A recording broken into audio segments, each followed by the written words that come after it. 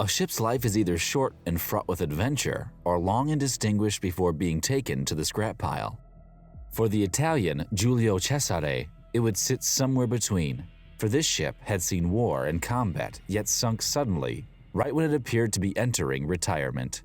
It begs the question of whether a boat's legacy is determined by its career or its end. So to commemorate the men who served on her and the men who died with her, it is worth revisiting the long history of this dreadnought to see whether it is possible to separate the truth from the legend. Her life began on 24th June in 1910 at the Gio Ansaldo and Company shipyard in Genoa. She was named after Julius Caesar and built to serve the Royal Italian Navy. She was launched a year later, but when she was officially completed in 1914, she stood at an impressive 176 meters long with a beam of 28 meters. Her 4 shafts and 4 steam turbines moved the 23,088 long-ton ship at a swift 21.5 knots. Armor-wise, she was 130 to 260 millimeters in her barbettes and 135 to 165 millimeters in her deck. But she wasn't just built for defense. She was lined out with machine guns of all shapes and sizes. Truly, she was built for combat. Yet, she saw none during the First World War. In fact, she was rarely used. When she was, it was mainly as a flagship in the southern Adriatic Sea. But other than that, she spent very little time on the waves. This was in part due to fears of submarines in the vicinity, so it was decided that she should only be deployed with an aggressive fleet, lest the Italian Navy lose a valuable asset.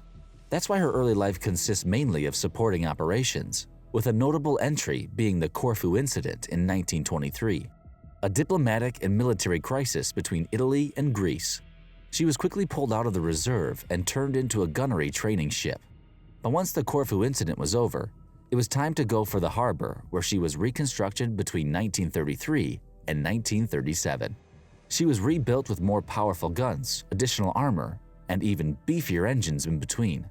No doubt this was an upgrade, meant she would finally be able to show her might, this time on the grand stage of World War II. In fact, she participated in a naval review by Adolf Hitler in the Bay of Naples in 1938 and helped cover the invasion of Albania in May 1939. By now, she was clocking in an impressive resume. To compensate for her time in storage, with a notable entry being the Battle of Calabria, together with her sister ship, Conte de Cavar. Though the Second World War was still young, she did not hesitate to engage with major elements of the British Mediterranean Fleet. The British and Italian navies were both on separate escort missions when they noticed each other. Immediately, a battle ensued with guns firing at 27,000 meters. Yet, due to evasive maneuvers from the Brits, Giulio Cesare failed to land any devastating hits. However, her near miss of the destroyers HMS Decoy and Hereward did puncture their substructures with splinters. It wasn't exactly the David vs. Goliath showdown she had been hungry for, but it proved she was serious about combat. Alas, she too took damage when a shell from the Bat Warspite struck her, piercing the rear funnel. It detonated inside to blow out a hole of nearly 6.1 meters across. Several fires were caused by the bomb's fragmentation, and the boiler room drew smoke which rendered 4 boilers offline as their operators could not breathe. Her speed dropped to 18 knots, leaving her vulnerable and slow to dodge incoming attacks. Before the superior British numbers could finish them off, the Italian fleet successfully disengaged to fight another day. Once again, she was brought back to port, but she was back on the water by the end of August, having been successfully repaired. Clearly eager for revenge, she set off with her sister ship, Conte de Cavour, to intercept British convoys to Malta. This mission would end in failure, but by now she had proved her usefulness and eagerness to do right by her country. But they would meet the British sooner than they thought. November 11, 1940. Italian battleships anchor in Taranto harbor, when the British aircraft carrier HMS Illustrious sends 21 torpedo bombers their way. The daring aerial assault resulted in the incapacitation or destruction of half of the Italian fleet's battleships. Foolishly, the Italians believed that making their large presence known would deter any enemy attack, but this psychological warfare backfired. Though Giulio Cesare sustained no damage, her sister did. Count de Cavour sank in the shallow waters, but Giulio Cesare had a chance to avenge her sibling some days later when she and the Vittorio Veneto, another battleship, led a fleet to intercept the HMS Ark Royal and Argus. The British saw this and tried to scramble plans prematurely, but it resulted in a loss of aircraft and personnel. Though Giulio Cesare never got close enough for any engagement, it nonetheless stalled the British efforts to turn the tide of the campaign. Her remaining time in the Battle of the Mediterranean would be a tit-for-tat exchange with British forces, resulting in either being called back for repairs or sending enemy ships back to their dock. But her patriotic duty came to a crashing halt when the Italians surrendered on the 9th September 1943. In an instant, her duty, her reason for living, was taken from her. As she steamed back to the Taranto, she had to fend off German aircraft attack and a mutiny on board. So fierce was the patriotic duty of the sailors who manned her. When she did finally settle, the future was uncertain. She had no choice but to wait. 4 years over, her wait was over when the Russians came to collect her for war reparations. The Giulio Cesare did not go with the Soviets willingly. Upon moving to Sicily on 9th December, there was an attempt of sabotage, but it was in vain. The effort to let this Italian ship die with dignity had failed.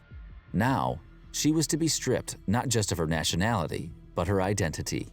The Soviets renamed her Novorossiysk, after the city of the Black Sea, and used her as a training boat. Bit by bit, she was refitted a total of 8 times, slowly having her Italian fixtures replaced with Russian ones. Now she was nothing more than a tinkered Soviet experiment for Navy newbies to train on.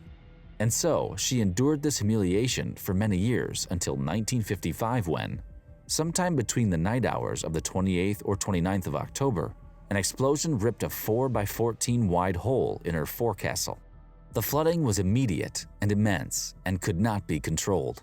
Despite the flurry of men from nearby ships to assist in keeping her afloat, she sank slowly from the bow before capsizing almost 3 hours after the blast. 18 hours later, she had disappeared beneath the waves completely, along with the 608 men on board. That alone marks it the worst disaster in Soviet naval history. Yet the politics of the Cold War meant her fate was shrouded in mystery until the 80s. Yet the cause of the explosion remains unclear even to this day. The officially named cause, regarded as the most probable, was an old magnetic German mine from World War II that was triggered by the dragging of the ship's anchor chain before it moored one final time. In the following years, divers found 19 German mines at the bottom of Sevastopol Bar. Strangely, the area had been swept for mines before, plus other ships had been using the port without incident. Stranger still, experts estimated the battery life of magnetic mines to be 9 years. Some even say the hole caused by the blast was too small for one of these German devices. It is because of these mysteries that rumors abound about Italian frogmen avenging the transfer of their formal battleship to USSR power. Hostilities had ended some 10 years earlier. However, there were reports of Navy divers getting high military awards soon after. Other conspiracy theorists wonder whether the bombs could have been hidden on board before it was handed to the Soviets. The Russians themselves claim no evidence of sabotage, yet their official ruling did not eliminate the possibility due to the port's poor safeguarding on the night of the explosion. No doubt, the world won't be in short supply of tantalizing spy stories around this incident, but perhaps that's a way to give a fitting end to a patriotic battleship. Is it too anticlimactic to have the war veteran sink on accident? Or is there more going on behind the scenes? They say when the legend becomes fact, print the legends so maybe the world would prefer to give this warship one last hurrah before she eventually joined her sister at the bottom of the ocean. But what's your theory? Let us know in the comments. If you're a fan of naval combat, then let us know you want more content like this by leaving a like. Don't forget to share this with someone who loves a good conspiracy. And as always, be sure to subscribe to get alerted to our next video. Thanks for watching.